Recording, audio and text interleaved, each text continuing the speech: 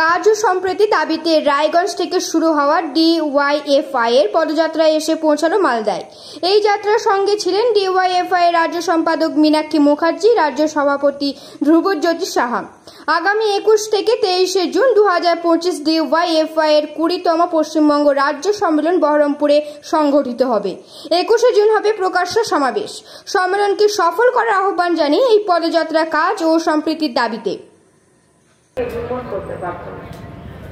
দাঙ্গাকারীরা যাদেরকে সব থেকে বেশি ভয় পেত তারা হচ্ছে পুলিশ, আর আজকে সব থেকে বেশি ঘৃণার জায়গায় পরিণত হয়েছে সেটাও হচ্ছে পুলিশ। এক সময় দাঙ্গাকারীরা পুলিশদেরকে দেখলে ভয় পেত, আর এখন টোটো চালকরা, রিক্সা চালকরা, বাস চালকরা, পিক আপ ভ্যান চালকরা পুলিশকে দেখলে ভয় পায় যে এক্ষুনি 10টা টাকা নিলে 500টা টাকা চাইবে।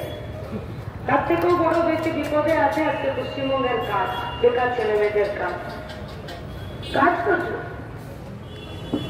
রাস্তার ধারে কেউ ঠেলা দেবে, কেউ বড় দোকানে কাজ করবে, কেউ রেস্তোরাঁতে, কেউ আরো কোনো কিছুতে, কিন্তু কাজের ঘন্টার কোনো ঠিক নেই। 8 ঘন্টার কাজ কেউ 10 ঘন্টা, 12 ঘন্টা, 16 ঘন্টা করবে। বেতন তারও কোনো ঠিক ঠিকানা। কে ঠিক করবে বেতন? মালিক ঠিক করবে। আচ্ছা, মালিক যে বেতন ঠিক করবে, সেই বেতন ঠিক করার জন্য সরকার কি মালিকের সঙ্গে কোনো কথা বলবে? না, সরকার মালিকের সঙ্গে কেন কথা বলবে?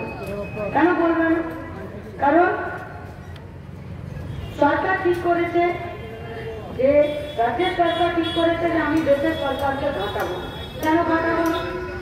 দেশের সরকারকে ঘাটালে যদি সেখানে আন্ডারস্ট্যান্ডিং এর সবকটা ব্রিজটা গন্ডগোল হয়ে যায়, তাহলে গরু চুরি, বালি চুরি, গর্তই, বিভিন্ন খুন, ধর্ষণের যত সিবিআই মামলা আছে, সেই সিবিআই মামলাগুলো রিওপেন হতে পারে, তার ছানবিন হতে পারে। দেশের সরকার রাজ্যের সরকারকে কেন ঘটাবে না?